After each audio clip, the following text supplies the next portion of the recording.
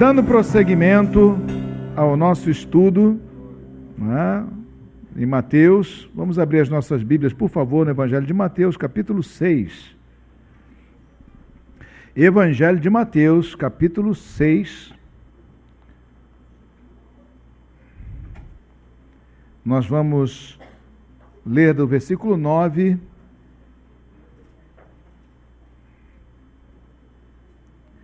até o versículo 15. Mateus 6, de 9 a 15, diz assim a palavra de Deus, as palavras do Senhor Jesus.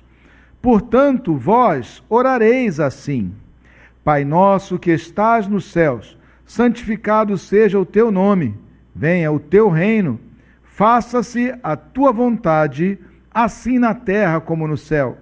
O pão nosso de cada dia dá-nos hoje, e perdoa-nos as nossas dívidas, assim como nós temos perdoado aos nossos devedores. E não nos deixes cair em tentação, mas livra-nos do mal, pois teu é o reino, o poder e a glória para sempre. Amém. Glória a Deus. Senhor amado, abençoa a pregação da tua palavra, Pai. Que o teu Espírito Santo fale conosco nessa manhã, Senhor, e nos fortaleça, nos alegre, ó Pai amado, e nos faça, ó Senhor, aprender como chegar mais perto de Ti, ó Pai, como ouvir a Tua voz e como nos pronunciar, como falar na Tua presença, Pai, em o nome de Jesus. Amém e amém. Podemos sentar, irmãos.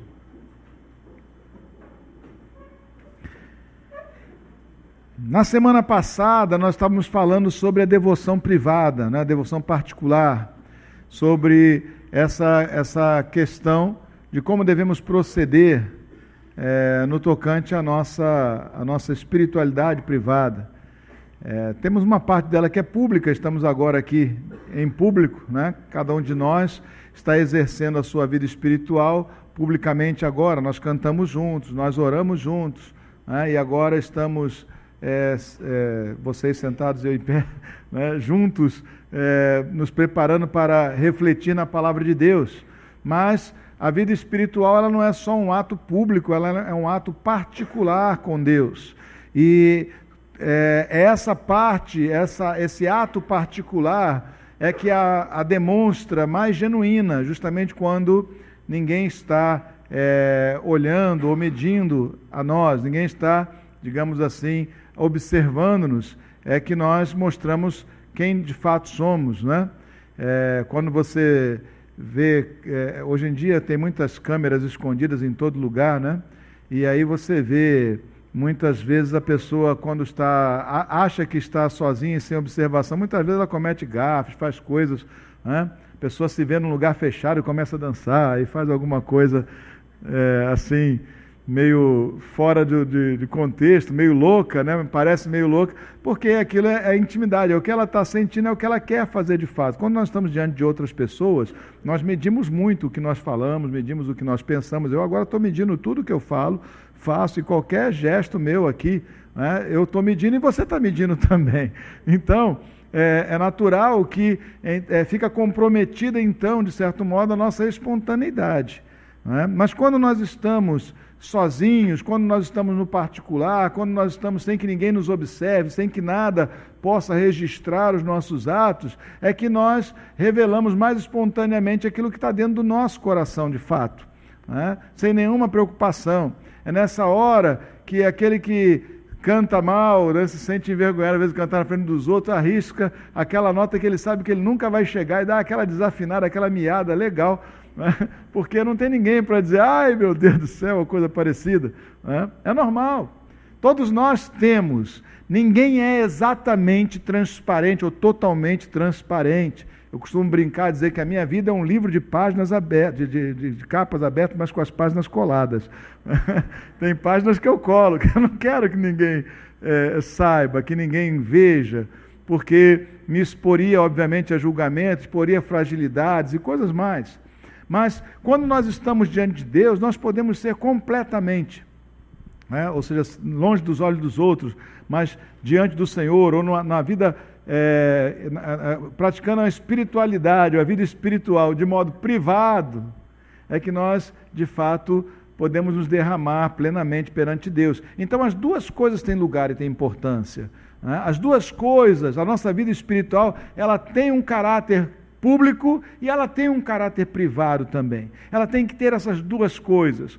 Como um cristão, um homem espiritual público, eu devo pregar o Evangelho, anunciar, testemunhar, mostrar com obras, né, aquilo que Deus tem feito na minha vida. Mas como um cristão com uma vida pessoal, particular com Deus, eu devo mostrar o meu coração e abrir completamente quem eu sou diante de Deus, né, sem preocupação com o aplauso ou com a reprovação dos outros.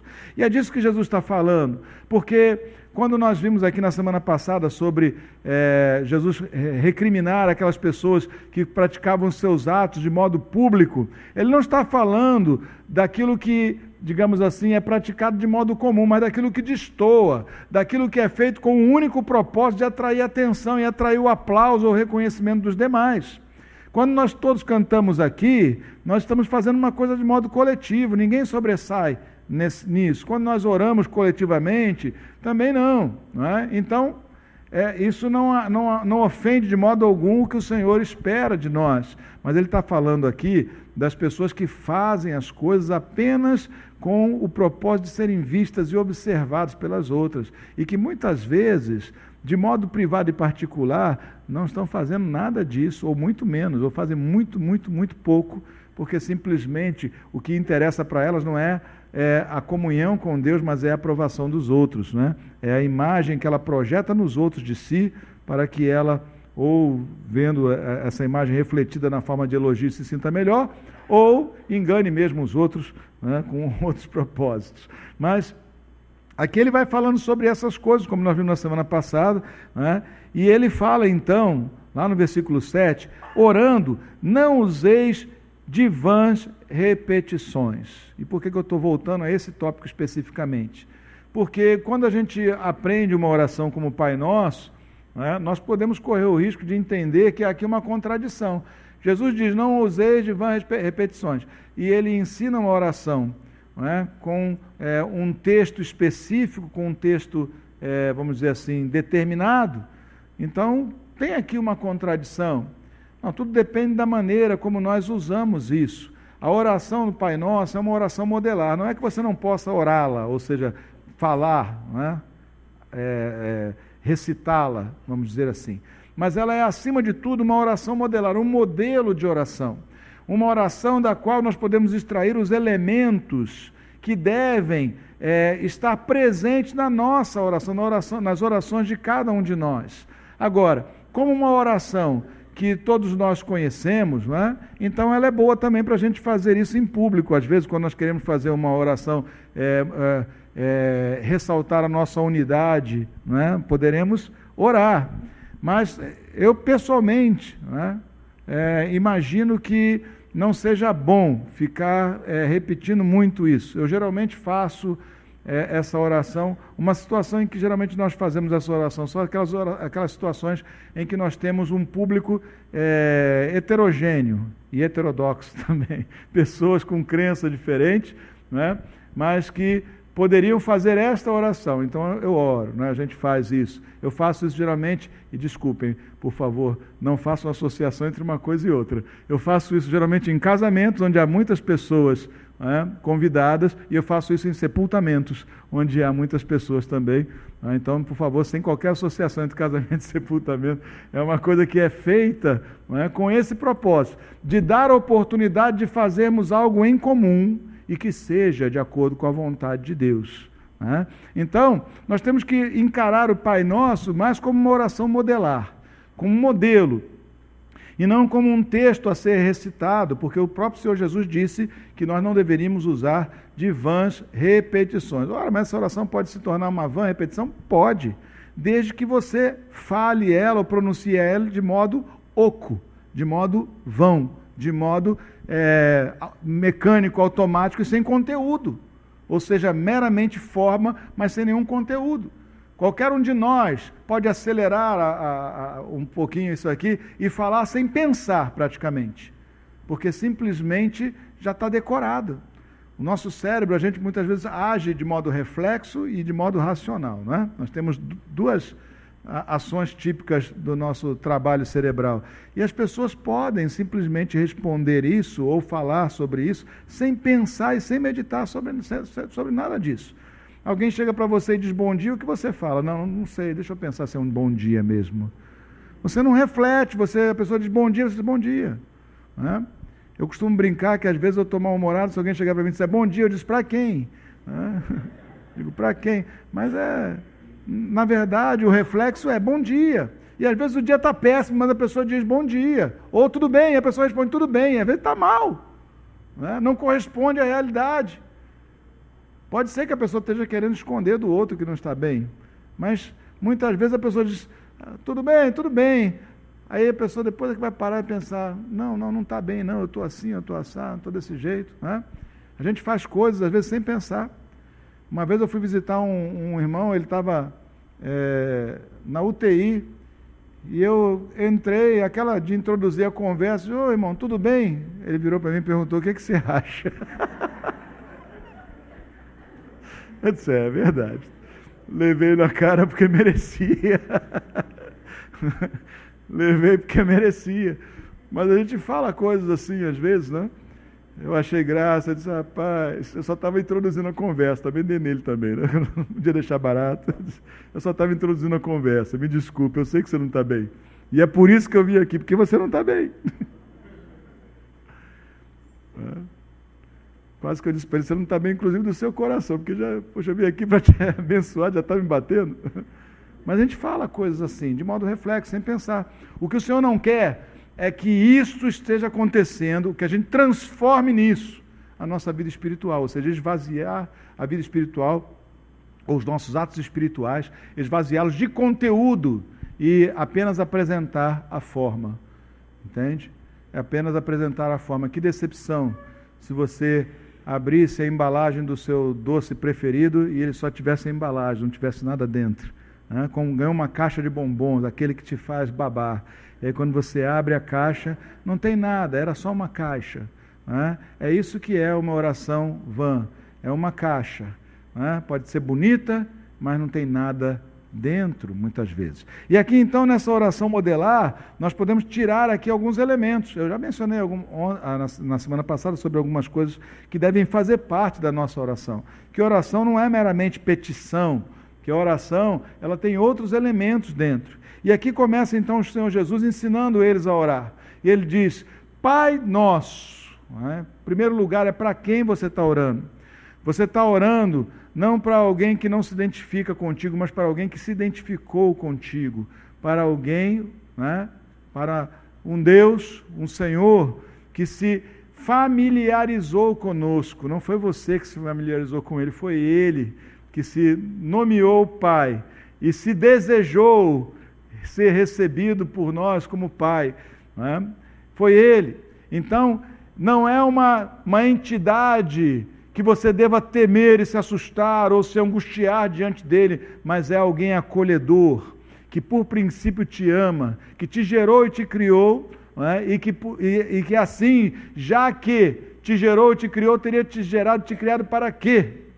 Senão para interagir com você e em amor, em benefício seu, porque se nos quisesse mal, já nos tinha destruído a todos. Então, Pai Nosso, para quem eu oro? Para o Pai. Para quem deve ser direcionada a minha oração? Para o Pai.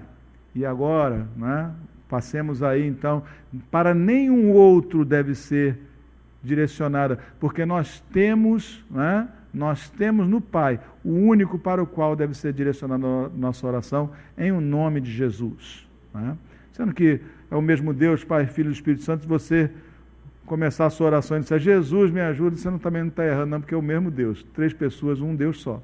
Mas para Ele, para esse que nos ama, para esse que nos é familiar, para esse que nos tem acolhido como família, para esse que nos recebeu na sua família por adoção, para esse que nos adotou, porque nos amou primeiro, é para esse que nós oramos. Amém? Então, Pai Nosso, que estás no céu. Está falando, quando fala desse Pai que está no céu, está falando de quê?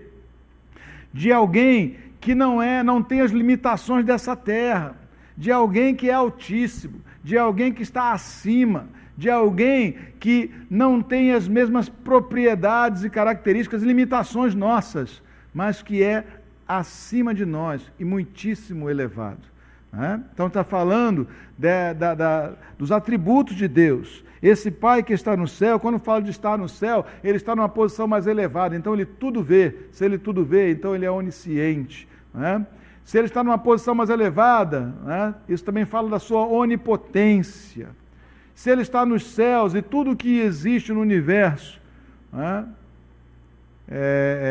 vamos dizer assim, quando você olha da terra para fora, você olha e você diz o céu, mas na verdade você está vendo é o universo, até onde a sua vista alcança. Ou seja, o Senhor está por toda parte, até onde se pudesse alcançar a vista ou a percepção de qualquer pessoa. Então Deus é onipresente. Está falando de que tipo de pai é esse, que não é aquele pai como o seu, como o meu, o pai biológico, que às vezes quis muito o nosso bem, mas tantas vezes ficou impotente. Esse é o Todo-Poderoso, aquele que tudo pode, é para esse que nós oramos. Amém? Pai nosso que estás no céu. Então, diz aquilo, ele diz logo em seguida, santificado seja o teu nome, ou seja, honrado, reverenciado, cuidado com todo respeito, com toda reverência, com toda devoção que ele merece. Santificado seja o seu nome. O nome do Senhor, ou seja, o Senhor, quem Ele é, a identidade de Deus, quem Deus é, deve ser honrado por nós em todas as coisas. A gente não deve falar o nome de Deus em vão, é verdade, mas nós também temos que entender que é mais ainda do que isso, ou seja, quando eu pronuncio o nome do Senhor, quando eu invoco a Deus, eu tenho que saber que eu estou falando de alguém que merece toda a honra, todo o louvor, toda a glória, toda a minha reverência, todo o meu respeito. Não tem esse papo do cara lá de cima. O cara lá de cima pode ser o seu vizinho, mas não é o Senhor. Esse é o Senhor. Nós precisamos nos referir a Ele com toda a honra, com todo entendimento. Ainda que seja nosso Pai, ainda que seja esse que nos ama, ainda que nos seja familiar, ainda assim é digno de reverência, de honra, de glória e de louvor. Amém? Então não é para qualquer um. E não é qualquer coisa. E nós não podemos brincar com isso a pretexto de termos uma intimidade maior com Ele. Eu tenho tanta intimidade com Ele que eu faço assim mesmo. Querido, entende uma coisa, pai é pai e filho é filho. Não são iguais. Você, como filho, não trate seu pai como seu amiguinho. Trate seu pai como seu pai, um pai amigo, mas ainda assim como seu pai. Como filho de Deus, não trate Deus como um par teu. Ele não é. Ele é o Altíssimo, Ele é o Tremendo, Ele é o Rei da Glória. Ele tem que ser reverenciado. Santificado seja o seu nome. Santificado. Ou seja, purificado de todas as misturas e confusões, destacado, tratado, exaltado, seja o seu nome. Sempre limpo de todas as interferências, sempre destacado, não igualado a qualquer outra coisa. Santificado seja o seu nome. Ele é desigual. Ele não tem par, não há outro, ele não tem oponente, ele não tem nada equivalente a ele. Ele é o Senhor. Amém? Santificado seja o teu nome. Venha o teu reino. Até aqui nós falamos de quê? Primeiro, quem é a pessoa a quem oramos. Segundo, a glória que ela tenha e a honra que ela tem entre nós. Agora, venha o teu reino, ou seja, a autoridade que Ele tem entre nós. Nós devemos sempre pedir a Deus e sempre nos lembrar que Ele reina sobre todos nós. E quando nós oramos, venha o teu reino, o que eu estou dizendo é, Senhor, venha sobre mim o teu poder, porque todo reino tem um poder. Eu não posso pedir, estando na Inglaterra, eu não posso pedir, por exemplo, Brasil, venha sobre mim o teu poder. O poder do Brasil fica nas suas fronteiras geográficas. Não é isso? Esse país, essa nação, esse país, ele tem o seu poder. É isso? Mas quando nós pedimos, venha o teu reino em relação ao reino de Deus, nós estamos pedindo que esse poder seja manifesto em nossas vidas. Quando nós dizemos, venha o teu reino, nós estamos pedindo ou estamos invocando as regras, as leis, a vontade do rei desse reino sobre as nossas vidas. Venha o teu reino é dizer que os atributos do teu poder e da tua autoridade estejam sobre a minha vida, influindo na minha vida. Eu preciso pedir que venha o reino de Deus, mas preciso reconhecer que uma vez vindo ele sobre mim, ele é rei. E então a sua vontade deve prevalecer sobre a minha. Venha o teu reino. Por isso é que ele diz logo em seguida, seja feita a tua vontade. O reino de Deus, nós não estamos no reino de Deus, nós não estamos vivendo no reino de Deus, se nós não estivermos dispostos que a sua vontade, a vontade do Senhor, seja feita em nossas vidas e onde nós habitamos, no nosso entorno, na nossa área de influência. Seja feita a tua vontade, assim na terra, como ela é feita no céu. Isso nos remeteria, ou nos remete, de certo modo, ao Éden. Porque no Éden, no período do Éden, foi o único período em que a vontade de Deus foi feita na terra como no céu. Porque enquanto Adão não pecou, ele estava cumprindo plenamente a vontade de Deus. Então essa vontade estava sendo feita na terra como ela é feita no céu. Porque no céu ela é feita de modo pleno. Satanás é servo do Senhor. Ele não pode contrariar a vontade de Deus, o decreto de Deus. Não há nada no céu que possa contrariar ou impedir, ou atrapalhar, ou embargar a vontade do Senhor.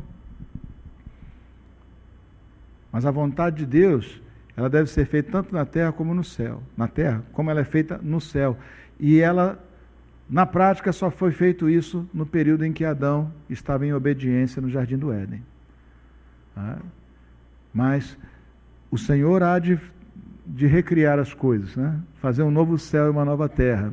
Se ele vai recriar completamente ou se ele vai curar e transformar esse aqui, isso aí são outros 500. Mas um dia a vontade do Senhor será feita na terra como ela é feita no céu, de modo absoluto e incontestável. Mas nós, o seu povo, temos o dever de que isso seja feito, pelo menos no âmbito daquilo que nós podemos, da autoridade que nós temos. Eu não tenho autoridade sobre os demais, mas eu tenho sobre a minha vida. Ou seja, autoridade quer dizer, eu posso fazer, com a ajuda de Deus, eu posso definir o que eu vou fazer na minha vida. Então, eu devo pedir que a vontade de Deus seja feita aqui na terra, pelo menos no tocante a mim, como ela é feita no céu, de modo perfeito, completo, absoluto. Amém? Quando nós andamos segundo a vontade de Deus, quando nós fazemos as coisas segundo a vontade de Deus, quando nós nos esforçamos para viver segundo a vontade de Deus, a bênção de Deus é plena e manifesta-se em nossas vidas de um modo muito mais intenso. Não por causa de méritos, mas porque nesse momento em que estamos fazendo a vontade de Deus, existe harmonia e conciliação entre Deus e nós. Existe uma troca contínua. É como a escada de Jacó, que ele sonhou. Uma escada que posta na terra, atinge até o céu, e por ela sobem e descem os anjos de Deus, os ministros de Deus, Ou seja, imagino eu, o que é que os anjos de Deus estavam fazendo aqui, levando as orações e trazendo a resposta de Deus. Então, quando nós andamos segundo a vontade de Deus, nós, digamos assim, ativamos esse fluxo muito mais. Ou seja, o Senhor ativa esse fluxo muito mais. Por quê? Porque Ele se agrada de nós. Não é méritos ou exigências. Não é uma coisa que, já que eu estou fazendo a tua vontade, então tu vais fazer a minha vontade, no sentido de méritos, de garantir qualquer mérito. Não existem méritos. E qualquer pessoa que pense assim, já não está fazendo a vontade de Deus. E, portanto, já está em desobediência, já está numa percepção errada, porque não está santificando o nome do Senhor, está se tratando como igual. É o toma lá da cá, não tem essa não. Ele é Senhor, amém? Mas seja feita a vontade dele aqui na terra, como ela é feita no céu, de modo incondicional, pleno, completo. Esse deve ser o desejo do nosso coração, ainda que você vá falhar muitas vezes nisso. Não só ao longo da sua vida, mas ao longo desse dia agora. Você vai falhar também a respeito disso. Diz aqui também a palavra de Deus, nessa oração, né? Coisas pertinentes ao propósito de Deus, né? O pão nosso de cada dia, agora passa para aquela petição, que é a petição cotidiana. O pão nosso de cada dia nos dá hoje. Nós devemos pedir a Deus, meus irmãos, tendo em vista que o Senhor é o Senhor do nosso futuro. Não fica preocupado com o que vai acontecer daqui a 1 ano, 10 anos, 15 anos. O Senhor nos ensina a orar pelo aquilo que é cotidiano, pelo dia de hoje. O que está mais imediatamente diante de nós. Não é que você não possa orar por algo que vai acontecer amanhã. Então vai ficar aqui esperando até meia-noite. Quando bater meia-noite, então posso começar a fazer aquela oração, Senhor. Não é isso, gente, pelo amor de Deus. Mas a gente deve ter em vista nas nossas orações os nossos desafios imediatos. Porque ao Senhor pertence o nosso futuro. Nós não o conhecemos. O Senhor que nos ama, que é o nosso Pai, que é Senhor de todas as coisas, que é o Todo-Poderoso, Ele proverá. Jesus ensinou, e nós vamos ler isso mais adiante, ele diz, né, ainda no capítulo 6, no finalzinho, né, buscai, pois, em primeiro lugar o reino de Deus e a sua justiça, e as demais coisas, e todas essas coisas, vos serão acrescentadas. Que coisas são essas? Essas que nos deixam ansiosos, preocupados, tensos muitas vezes. Cuida desse dia, cuida daquilo que está mais próximo de você. Você não vai conseguir viver no futuro com saúde, você só pode viver com saúde emocional e mental no presente. Se você ficar agarrado no passado, você não vive o seu presente direito. Se você estiver agarrado a problemas, a dificuldades que você teve no passado, se você estiver lamentando e chorando o teu passado, você não vai viver o presente. O único lugar onde nós podemos ser felizes é no hoje. Se você estiver preocupado com o que vai acontecer no ano que vem, você também vai trazer infelicidade para a sua vida. O único momento que você pode ser feliz é o hoje. Deixa o futuro com o Senhor e lava o teu passado no sangue do Cordeiro Jesus. Entrega, não é, as coisas que você sofreu ou errou, ou mesmo o tempo bom do passado, porque tem gente que não está vivendo hoje porque está vivendo com saudosismo, agarrado lá atrás, como era bom, como era maravilhoso, como era bom aquele tempo que o Botafogo sempre ganhava do Flamengo.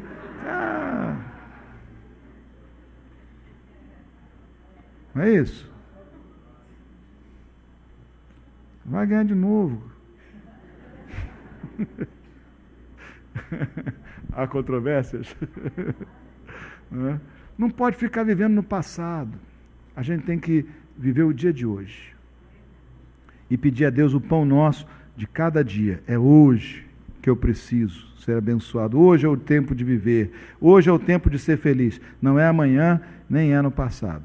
Amém? Porque quem fica feliz com o seu passado, só lá agarrado lá atrás, acaba não semeando para o tempo de hoje e aí vai ter problemas sérios. Ele diz aqui, perdoa-nos as nossas dívidas. Entramos na parte de petição, não é isso? Petição particular, ou seja, pessoal. O pão nosso de cada dia e agora o perdão. Faz parte da nossa oração a nossa reconciliação contínua com Deus. Aquele que disser que não tem pecado, faz Deus mentiroso. É o que diz a palavra de Deus. Porque nós somos sim falhos, erráticos, somos pecadores, temos pecado, temos errado. Então eu preciso revisitar os meus pecados, aqueles de agora. Não fica pensando, Senhor, 10 anos atrás. Esquece isso. Deixa para trás as coisas que para trás ficaram. Mas pensa no que está presente na tua vida hoje. Porque para Deus não importa os erros e pecados do seu passado, importa são os que estão acontecendo agora.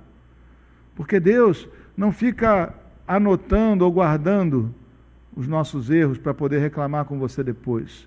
Ele quer que você trate dos seus erros de agora e que você hoje se esforce por ser perfeito, vamos dizer assim, melhor, não é?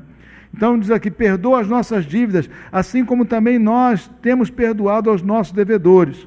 Se você for olhar mais adiante, no versículo 14, 15, diz assim, porque se perdoares aos homens as suas ofensas, também vosso Pai Celeste vos perdoará. Se, porém, não perdoardes aos homens as suas ofensas, tampouco vosso Pai vos perdoará as vossas ofensas. O perdão de Deus é condicional. Condicionado está a nós queremos dar aos demais aquilo que nós queremos para nós. Aliás, essa é a regra áurea. O bem que você quer para você, faz aos outros. Isso é amar o próximo. É querer para o outro o benefício que você quer para si mesmo. Então, para que eu agrade a Deus e cumpra a vontade de Deus, esteja cumprindo, entre aspas, a lei de Deus, segundo a vontade de Cristo no Evangelho, eu preciso ser perdoador. Porque se eu não perdoar, eu não serei perdoado. Lembra da parábola do credor incompassivo? O Senhor perdoou dele uma dívida absurda, imensa, impagável, e depois, por causa de uma dívidazinha, ele jogou o seu conservo na cadeia. E aí foi chamado pelo rei e disse: olha, você, puxa vida, eu perdoei você uma dívida imensa, e você não perdoou o outro, pois agora vai para a cadeia, até me pagar tudo. Aquele que não perdoa, condena-se. Está se condenando. Está se colocando numa situação em que não receberá plenamente, ou não receberá o perdão de Deus. Se eu quero ser perdoado pelo Senhor, eu tenho que ter um coração perdoador também. Amém? É preciso haver essa disposição no nosso coração. E o que é perdoar? Muitas vezes o perdão, a pessoa perdoa, pode perdoar, mas ainda ter um sentimento dentro de si. Alguma coisa que não ficou ainda fechada ou resolvida. Meus irmãos, perdão para Deus é o retorno à prática do amor. E amor não tem a ver meramente com o sentimento, tem a ver também com a ação. Tem a ver com aquilo que a gente faz. Quando nós agimos amorosamente com aquele que fez algo errado conosco, o que nós estamos fazendo é praticar a obediência ao Senhor. E eu creio que quando a gente faz por obediência, mesmo quando o nosso coração ainda aponta noutra direção, o Senhor então nos cura. Amém? Porque ao me aliar à vontade de Deus para perdoar, o Senhor também opera um milagre de cura no meu coração, no meu sentimento a respeito de alguém, nas minhas emoções. Então não vincula, mas eu não estou sendo sincero, porque lá no fundo eu ainda tenho mágoa dessa pessoa. Você não está sendo sincero, mas estará sendo obediente. A gente tem que ser obediente ao Senhor, em primeiro lugar. Sinceridade para com Deus, transparência para com Deus, vida, viver, fazer as coisas segundo a vontade de Deus. O Senhor que te cure, que o Senhor nos limpe o coração. Amém? E eu creio que Deus faz isso. Pelo menos é o que eu experimento na minha vida, é o que eu ouço outras pessoas experimentarem. Quando eu determino que eu vou agir segundo a vontade de Deus com uma pessoa que me fez o mal, começou ali um processo de cura. E em pouco tempo eu vou estar zerado com relação àquilo. Não é que a gente perde a memória. Às vezes uma pessoa é potencialmente perigosa, e tome cuidado. Às vezes alguém não cessou as suas ações malignas, tome cuidado. Mas que você não pague o mal com o mal, é isso que o Senhor espera de nós. Amém? Perdoa as nossas dívidas, assim como nós também temos perdoado aos nossos devedores. É condicional. Não nos deixes cair em tentação.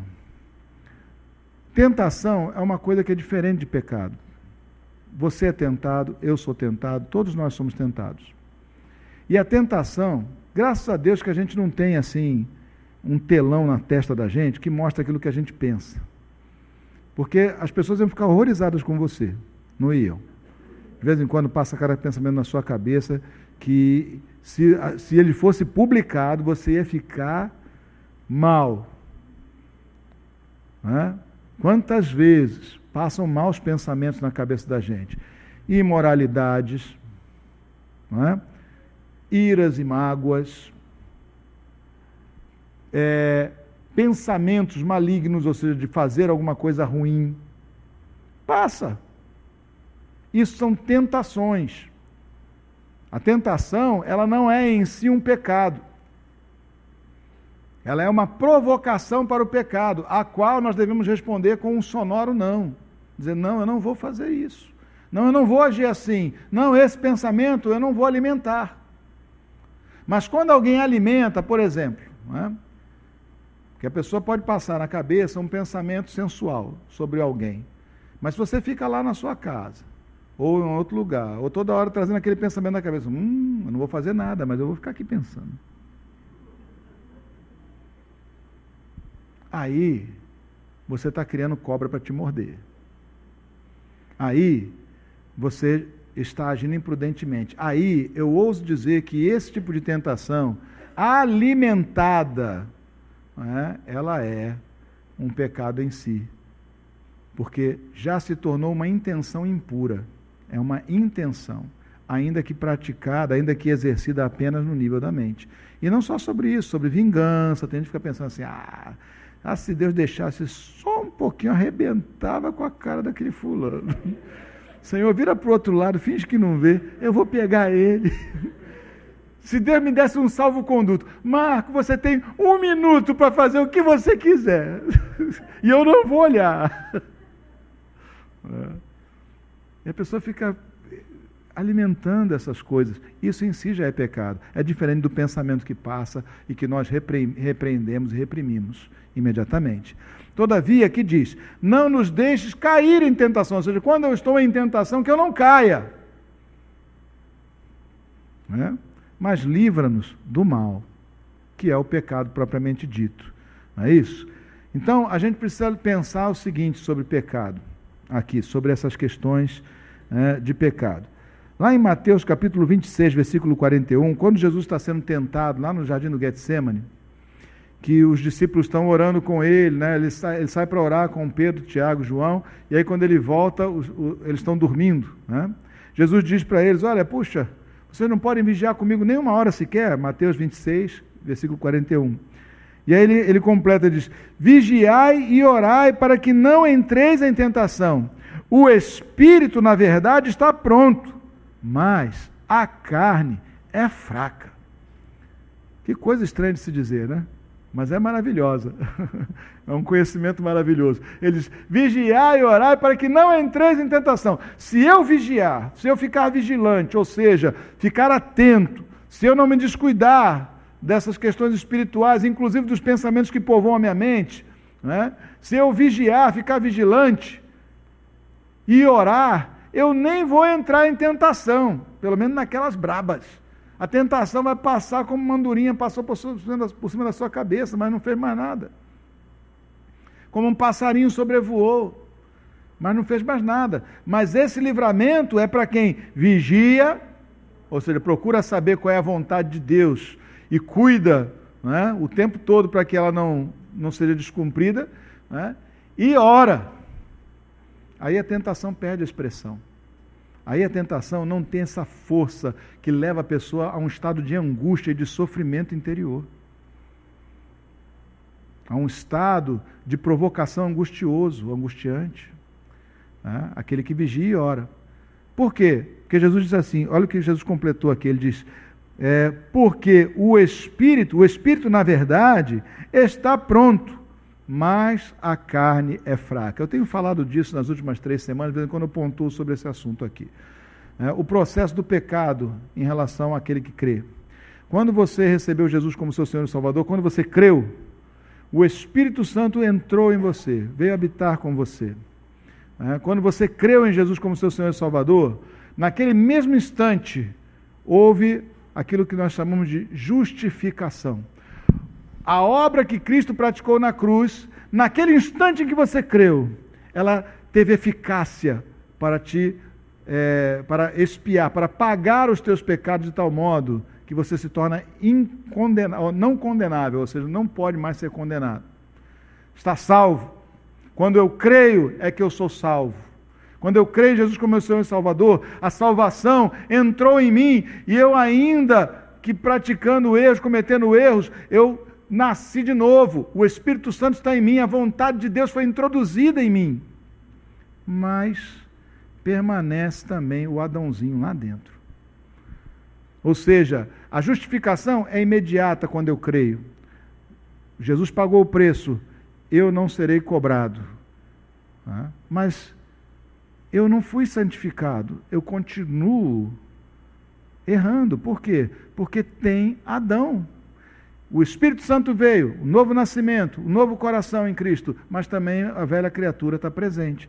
Aí então inicia-se o processo de santificação. O processo de santificação, ele é pela vida toda, é um processo, não é um ato soberano e imediato de Deus, mas ele é um processo. Onde eu vou fazer valer essa nova natureza, esse auxílio, essa consolação do Espírito Santo presente em mim, para combater as coisas que desagradam a Deus. E aí um dia eu vou estar melhor, um dia eu vou estar pior. Mas se eu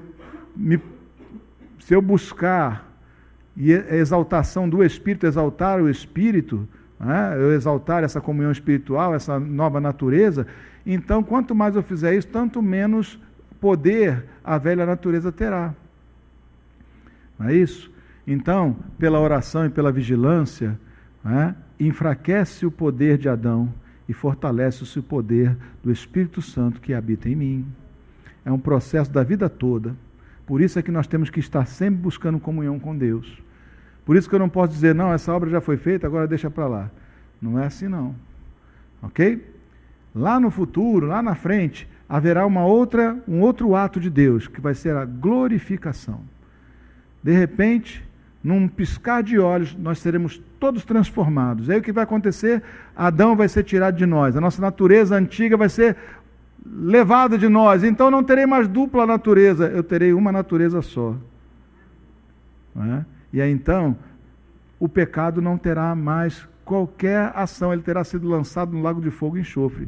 Mas nós que cremos em Cristo já experimentamos a justificação, agora estamos num processo de santificação e experimentaremos a glorificação. Mas por ora, livra-nos do mal, Senhor.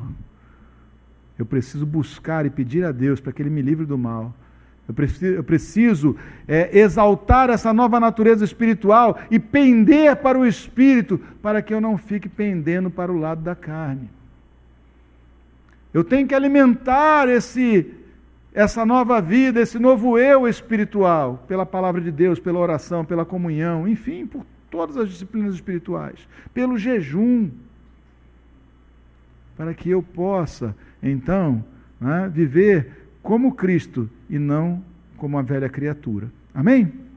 É o trabalho de uma vida toda.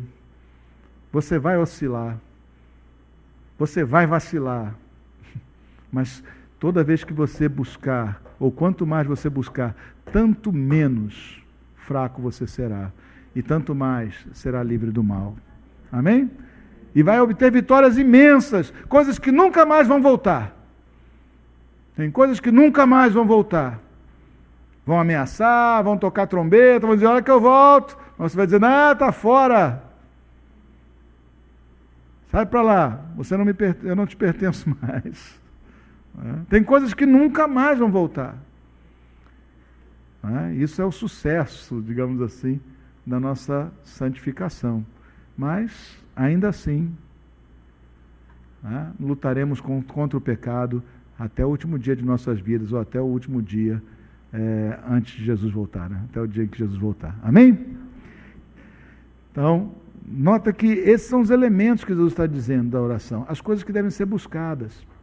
Reconhecer quem é esse, pedir para aquele que é digno de toda a nossa louvor, pedir para aquele que é o Pai, pedir, santificar o nome dele, ou seja, tê-lo em grande honra, lembrar que ele é altíssimo e tremendo, ele tem todo o poder, então ele pode atender a nossa oração segundo a vontade dele. Lembrar que a vontade dele deve ser feita em nossas vidas e, portanto, nós devemos buscar o reino dele, ou seja, o domínio, o governo dele. Lembrar que eu não preciso ficar pensando no que vai acontecer daqui a 10 anos, só preciso cuidar do dia de hoje, eu tenho que orar a Deus pelas coisas imediatas. O resto o Senhor cuida. E as coisas que ficaram para trás, eu tenho que deixar para trás.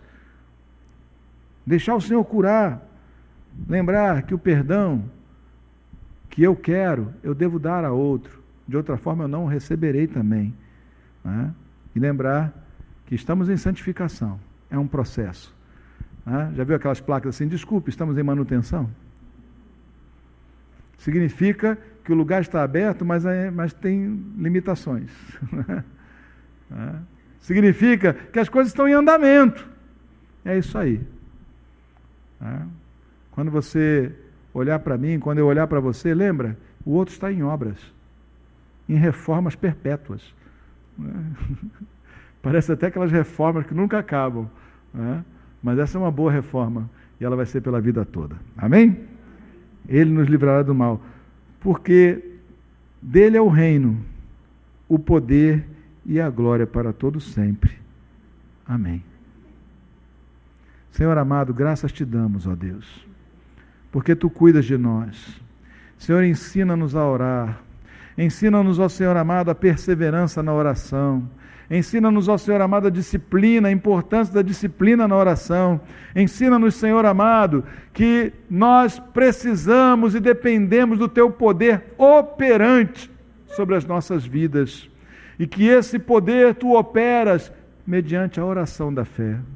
Então, Deus Santo, em nome de Jesus, faz de nós um povo que ora, um povo que vigia e um povo que ora, Pai. Um povo que ora ao Senhor amado, não com vãs repetições, não preocupado com quantas horas ora, mas preocupado sim em orar em todas as horas, ou em todas as situações, ou naquelas que se apresentam a nós. Ajuda-nos, Senhor, a ter disciplina para uma vida devocional, de leitura, de oração, de meditação na Tua palavra, mas também, ó Senhor amado, a estar atentos para no dia a dia, a cada momento que surgir um desafio, fazer conhecida ou fazer mencionada a nossa petição, a nossa súplica diante de Ti. Ao meio-dia, ao meio-dia e 15, ao meio-dia e 45, a hora que for. Para que assim, Senhor amado, a nossa vida de oração e de devoção não seja oca, mas seja um diálogo com o Pai, em quem nós encontramos toda a força e quem é digno de toda a honra, todo louvor e toda a glória. Ajuda-nos nisso, Senhor, te pedimos, em o nome de Jesus. Amém e amém.